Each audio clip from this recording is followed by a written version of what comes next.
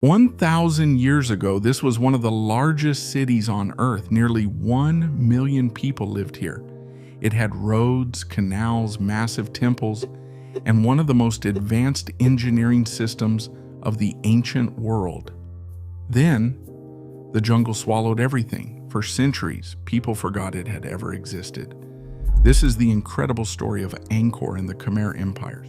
Stone towers rise above the trees, their faces weathered but defiant, standing alone in a sea of green. These monuments, Angkor Wat, Bayon, Taprom, are only fragments of a world that once stretched far beyond the reach of stone. The temples that draw travelers from every continent are the bones of a vanished city, the last survivors of an urban world that has all but disappeared. Where there were once bustling neighborhoods, markets, and wooden homes, the forest now presses in, erasing the outlines of streets and reservoirs. Roots split ancient masonry, vines coil through collapsed galleries, and the jungle canopy closes overhead, hiding evidence of a metropolis that sprawled across hundreds of square miles. For centuries, explorers and scholars puzzled over these ruins, unable to imagine the true scale hidden beneath the undergrowth. The grandeur of the temples hints at something greater, but the city itself, the everyday life, the houses, the fields, the roads, has faded almost completely from sight. What remains feels less like a city than a memory, a handful of stone islands adrift in a vast green ocean. The question now lingers over every moss-covered wall. How could a city so immense, so powerful, simply vanish?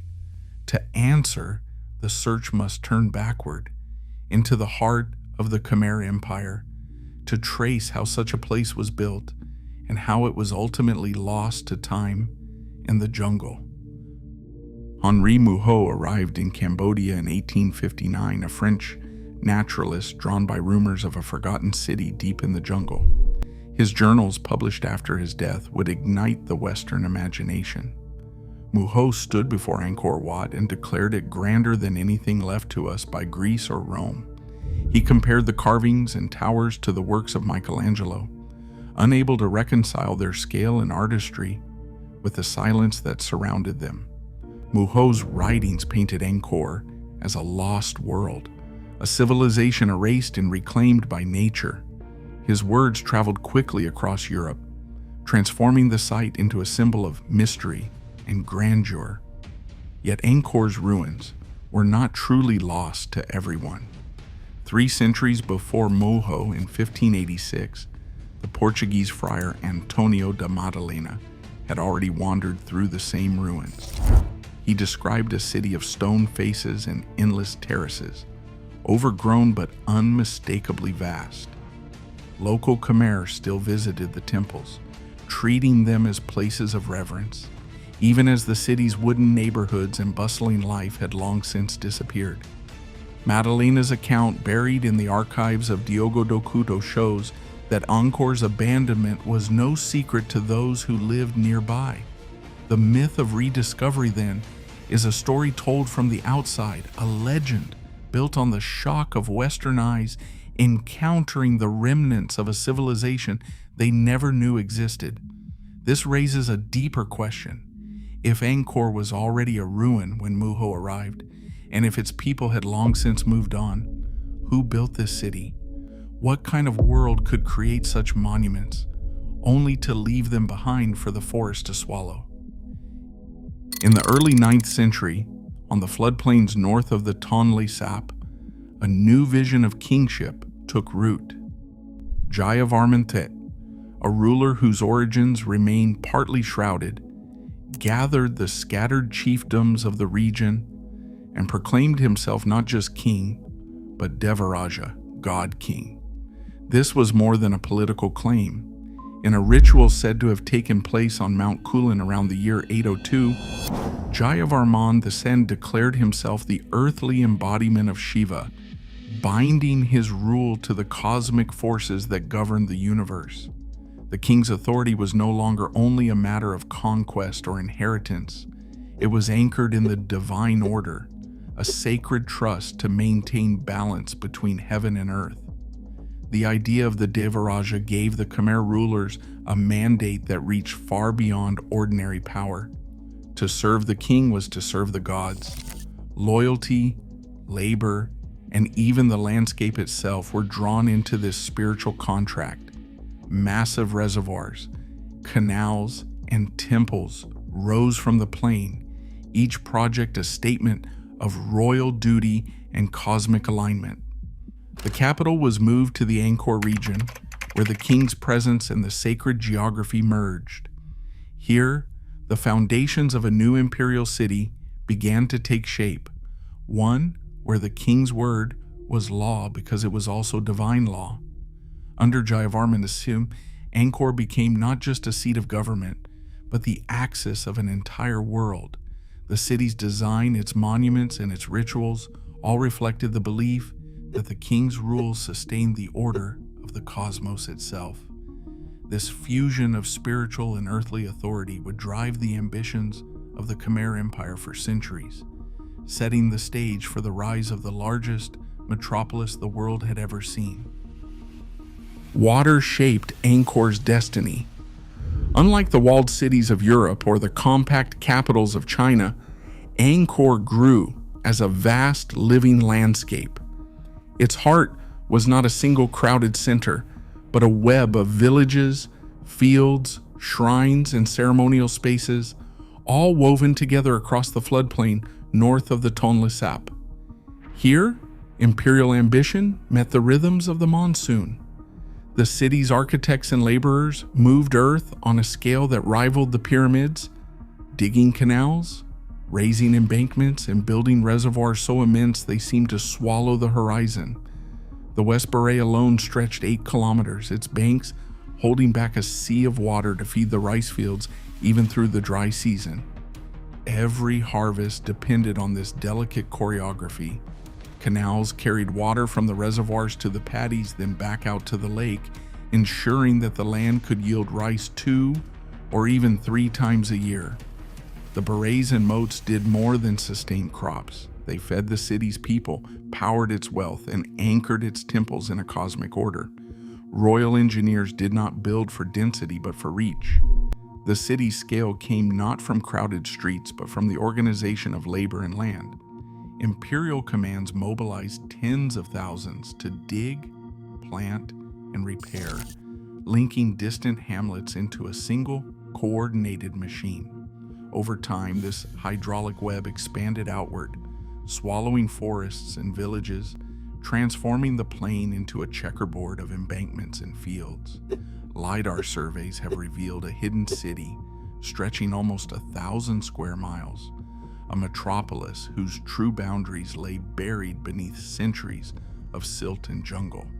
In its heyday, Angkor's population may have rivaled that of ancient Rome, but its genius lay in its ability to turn a floodplain into a living engine, an urban world defined not by stone walls, but by water, earth, and the power to command both. Yet this same system that made Angkor flourish would one day make it vulnerable, binding the fate of the city to the rise and fall of the waters that sustained it. At its height, Angkor was not just a city of temples, but a living metropolis teeming with life on a scale that defies easy comparison. Recent LiDAR surveys have mapped more than 20,000 residential mounds scattered across nearly 900 square miles of floodplain, evidence of wooden homes, workshops, and neighborhoods now hidden beneath centuries of soil and jungle. Scholars estimate that between 700,000 and 900,000 people called this city home in the 12th and 13th centuries.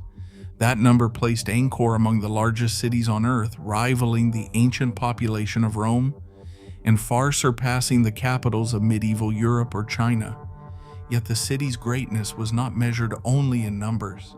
The Chinese envoy Zhou Daguan, who spent a year at the Khmer court in 1296, left behind the only surviving eyewitness account of daily life in Angkor. He described a world of strict hierarchy and elaborate ceremony. The king traveled in golden palanquins, escorted by elephants and a retinue of officials, musicians, and guards. The court moved through processions so grand they seemed to blur the line between ritual and reality.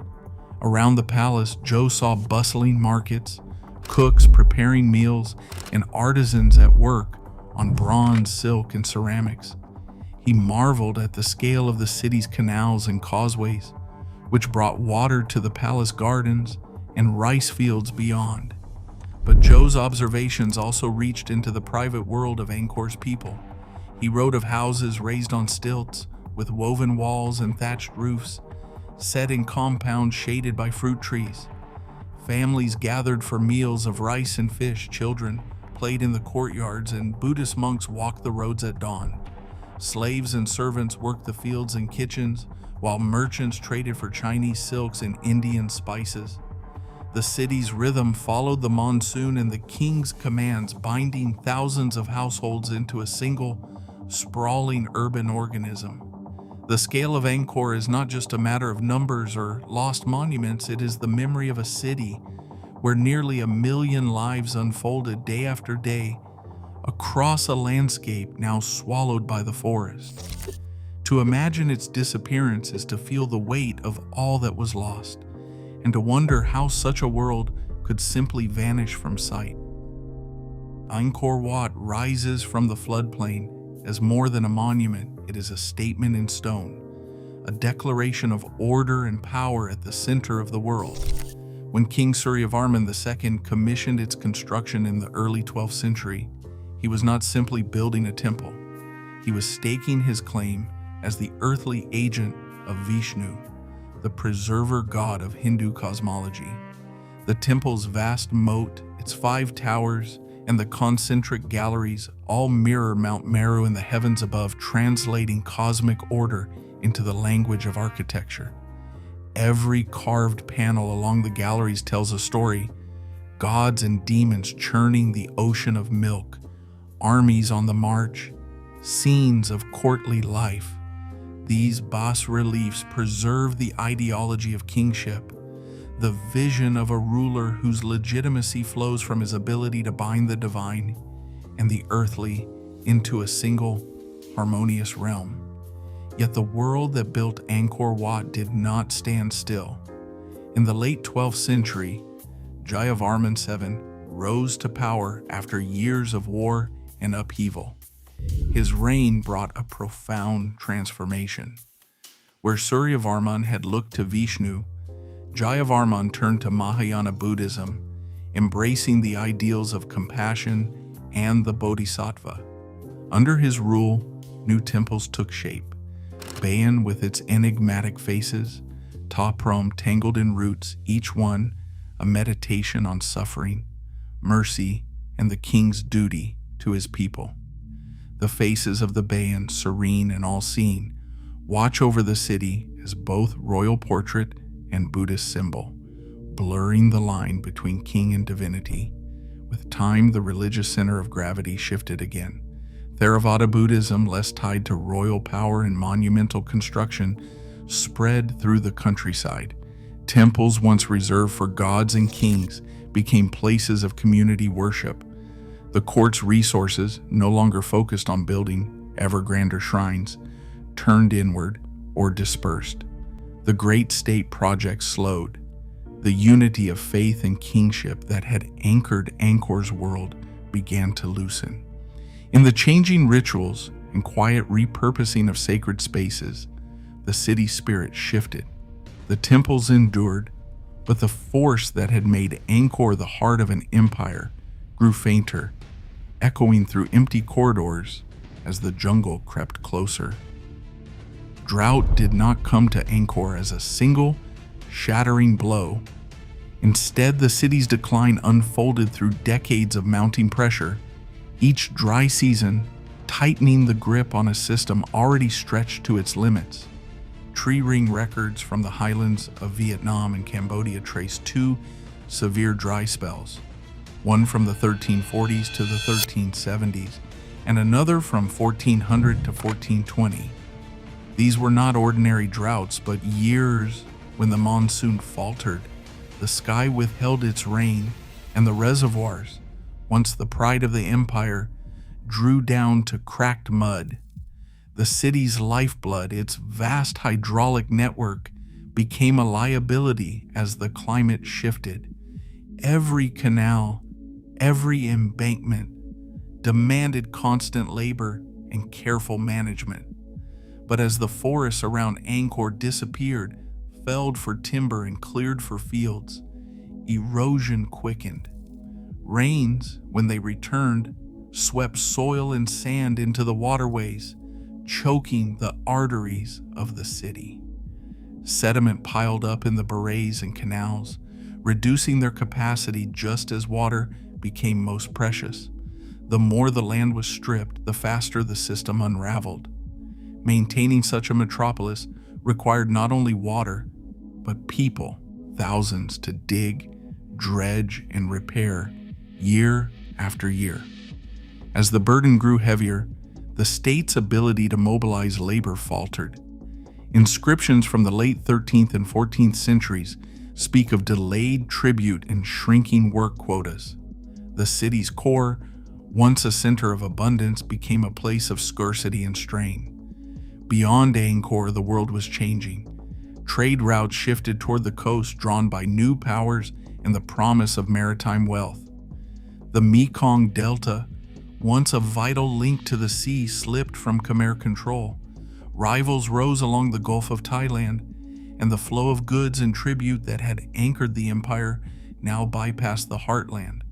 Without the means to sustain its monumental system, the city began to empty, not in a single night, but through a slow, steady exodus. Families drifted away, seeking security in smaller settlements along rivers or nearer the coast. The metropolis that had once defied the jungle faded, not through fire or conquest, but through the quiet erosion of its foundations. Roots pressed deeper into the abandoned stones, splitting blocks that once held the city's weight. Vines wrapped the galleries, threading through empty doorways, while the forest canopy thickened overhead, dimming the sun and muffling the ruins below. Each rainy season, fresh sediment settled over the ground, burying roads and courtyards beneath layers of silt. The outlines of Angkor's neighborhoods faded, hidden by the relentless growth of the jungle. By the early 18th century, the city's true scale was no longer visible from the ground. Only the tallest towers broke through the treetops, isolated and mysterious. The rest, thousands of homes, reservoirs, causeways, lay hidden beneath a living sea of green. For generations, Angkor's lost city remained a legend, its boundaries guessed at but never truly known. It was not until the 21st century that its secrets began to surface. Between 2012 and 2015, archaeologists used LiDAR airborne laser scanning to sweep across the forest. The technology pierced the canopy, revealing a sprawling urban grid that covered more than 1,000 square kilometers. Settlement mounds, reservoirs, and forgotten roads appeared in the data, showing a metropolis far larger than anyone had imagined. What had seemed like scattered temples were now understood as the stone anchors of a vanished city, their true context finally restored. Today, Angkor stands as both a symbol and a mystery. It is woven into the fabric of Cambodian identity and protected as a World Heritage Site. Yet the question remains, how could a city so vast, so powerful, vanish so completely that only the jungle remembered where it once stood? Even now, beneath the jungle canopy, the full scale of Angkor remains hidden, its secrets exposed only by satellites and silent ruins. As modern cities face rising temperatures and resource strain, Angkor's fate echoes as a warning. Greatness can slip beneath the surface of history in a single generation. The jungle remembers what we choose to forget. What else waits to be uncovered? Share your thoughts below.